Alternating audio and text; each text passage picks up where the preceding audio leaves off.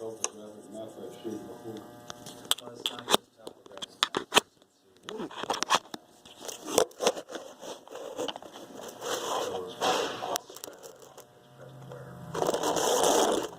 From the 1959 survey. All right. We're ready. Okay, am I ready? I'm Bob Cashman. I'm going to talk about the mystery quarry, the one that nobody knows where it is and that nobody has seen, at least for 70 years.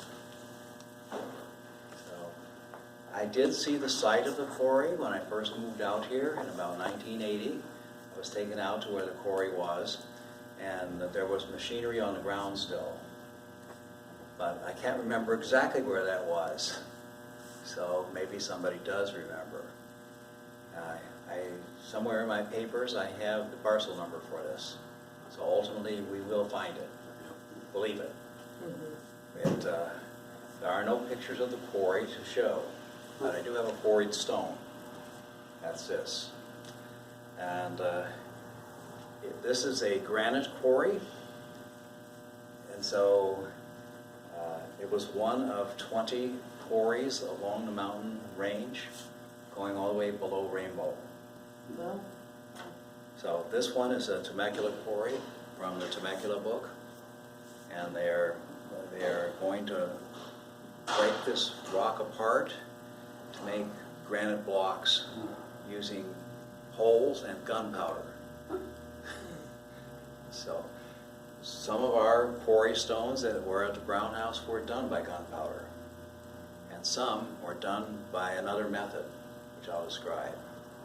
Since we do have the stones left from that were at the Brown House, and they are from the granite quarry, we can see how they managed to quarry the granite in those days. I mean, this is not today, and there's nothing but wagons. But wagons could carry quite a bit of a heavy load, but you have to break this thing apart. So here, they drilled holes in the rock and they blew it apart, then they drilled more holes and they blew it apart, and we did that too. But at some point, you're not doing these big rocks anymore because they're gone. So you end up with a granite ledge is what you quarry, and both were done in Wildomar. The big rocks that were on the surface were not as big as the ones at Temecula, but they were big enough to use the powder, and the other ones were done by another hole drilling method. So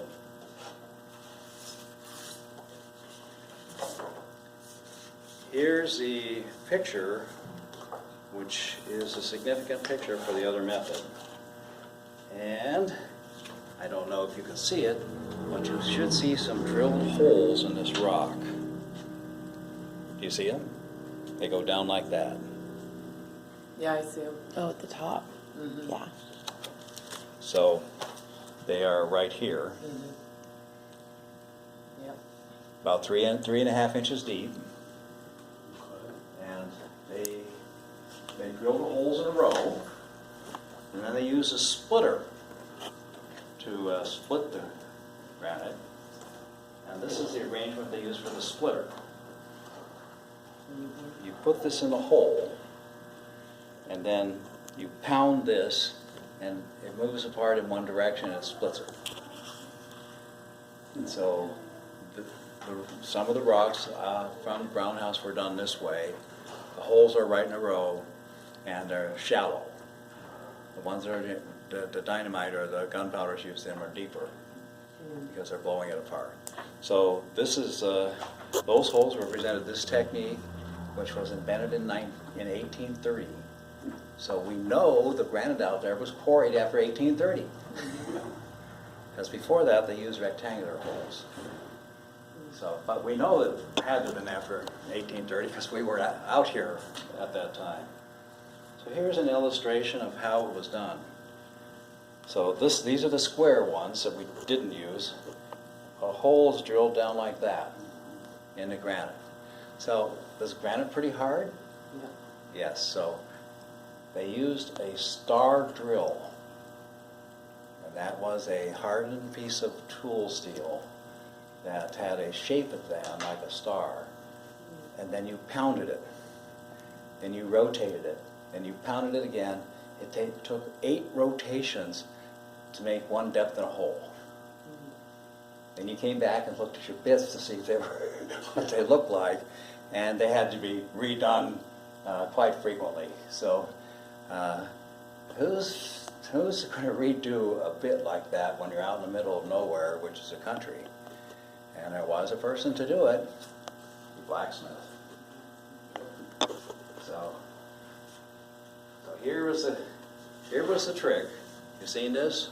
Mm-hmm. This is the old Sears catalog from 1897, and in it, there, set up your own blacksmith shop, make your tools, and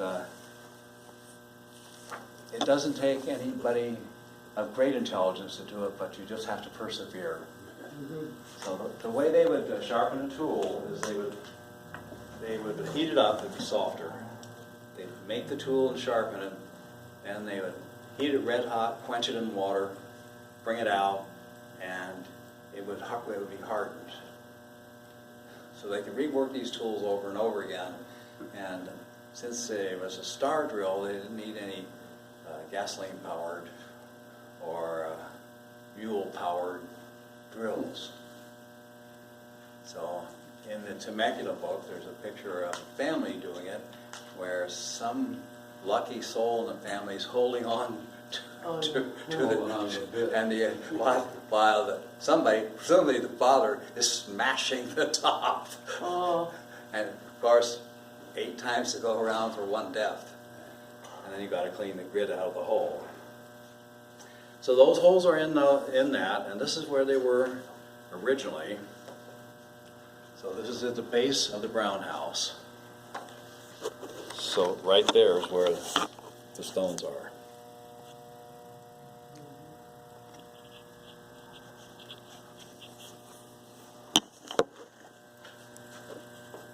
So how did the quarry work?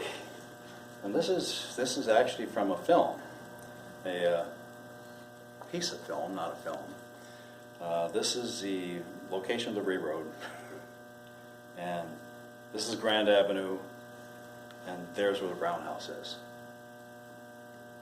The railroad went right behind the brown house, and presumably it went up right behind the quarry, because quarried stone had to be moved, and they moved it to Riverside.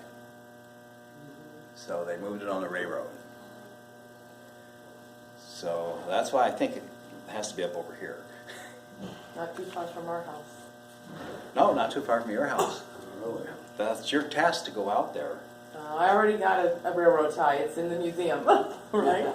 So here is another piece of granite that's got the blast marks on it. Oh, yeah. So it's a bigger piece. And it's also from the base of the brown house.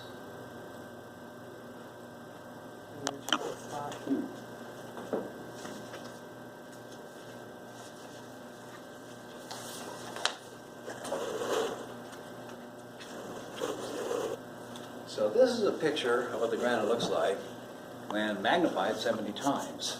Oh, pretty. So you say, oh, what's all this? Why isn't it white?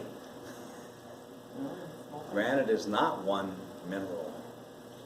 This happened to be an area that had a little more mica in it. So this is a dark mica that was present, and it didn't affect the usability of it. So they were just blocks to hold back things. Over the years, they didn't actually weather that much. So apparently it was a good granite. Yeah.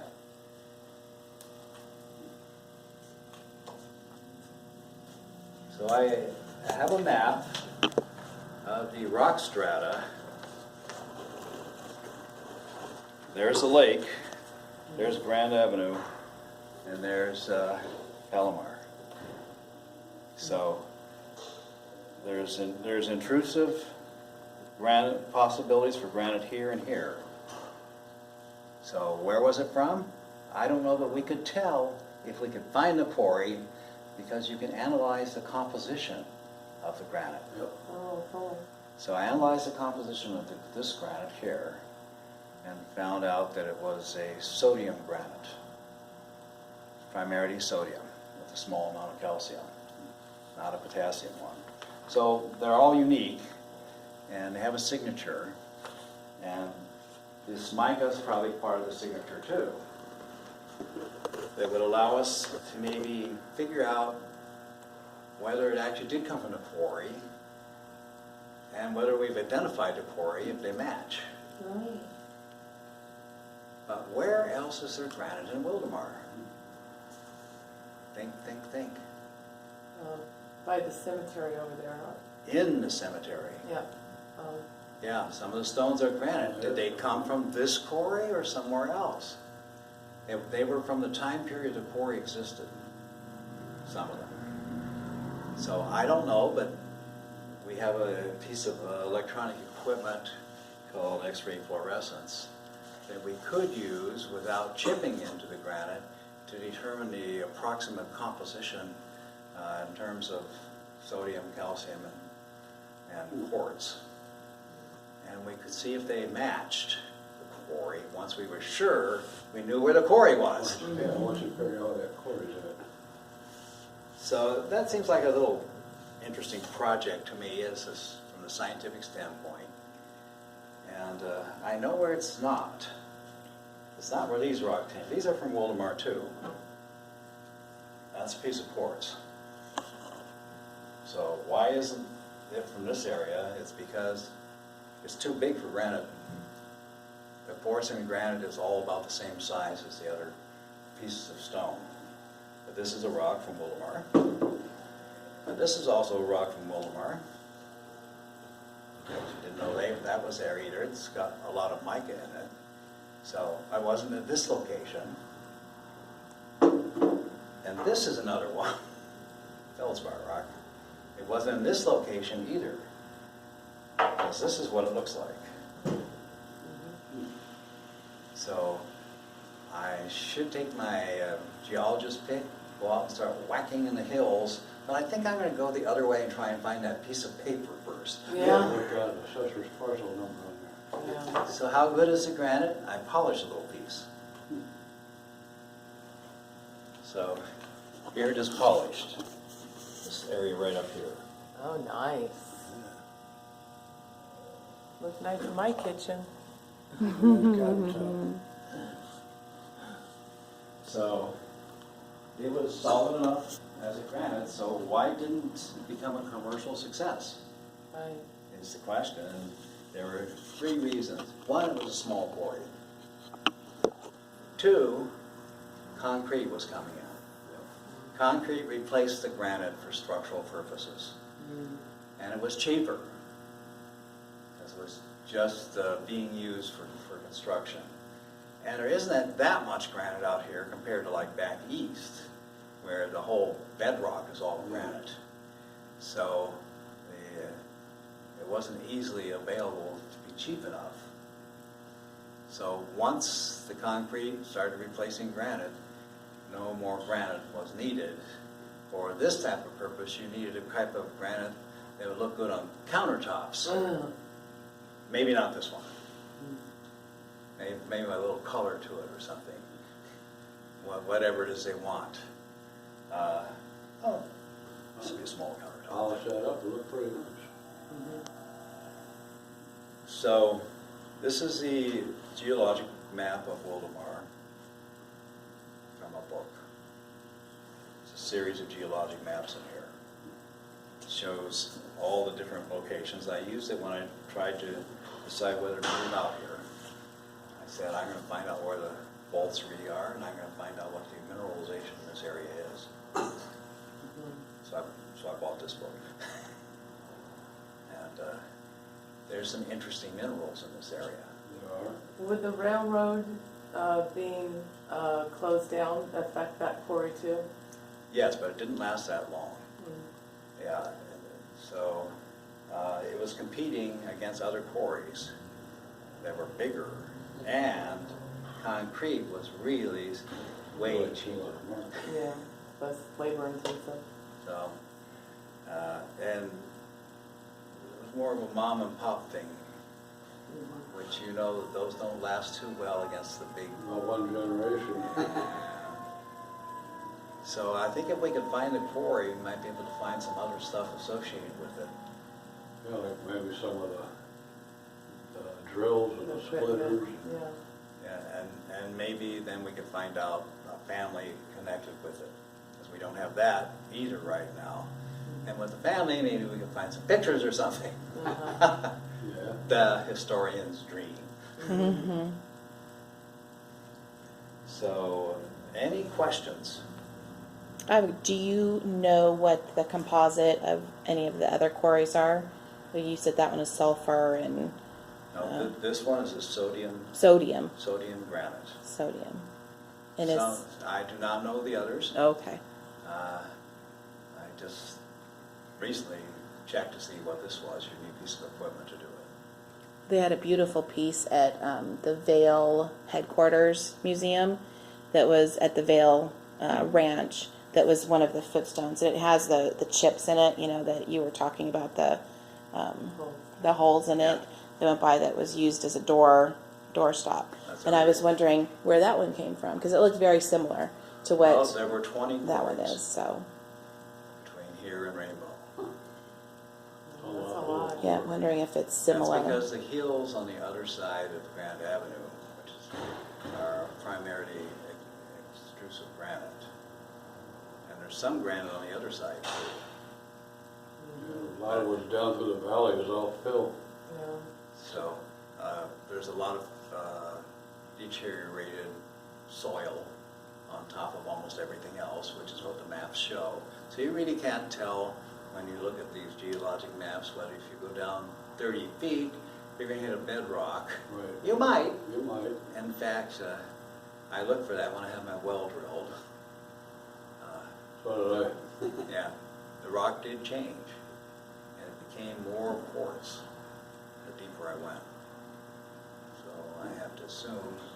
And mine was all sand all the way down. Yeah, we didn't hit rock either. So I actually had a granite ledge on my property as I was trying to excavate to put the house in. And the utilities had to go through a certain area and hit this granite ledge, and the backhoe just bounced off of it. And I said, what am I going to do? I'm not going to use dynamite. But what I did is dug underneath and put the utilities underneath the ledge. So we have some interesting geology here in Wildomar, and that if somebody gets interested in that, they might find some of this stuff interesting too. There's 7 mines in Wildomar, none of which were productive, Right. but their locations, some of them are known. Copper mine out by the farm. Yeah. There's a gold mine up off the ground. And there's also a few down towards the Murrieta It's border. on my uncle's property. So, but they weren't commercially successful. So, and anyway, I don't think I'll make my living finding a gold mine in Wildomar. I think My I'll uncle just be did. enjoying whatever I find, which is some interesting rocks. So anyway, that's my talk. Thank you. Thanks, Bob. Very interesting.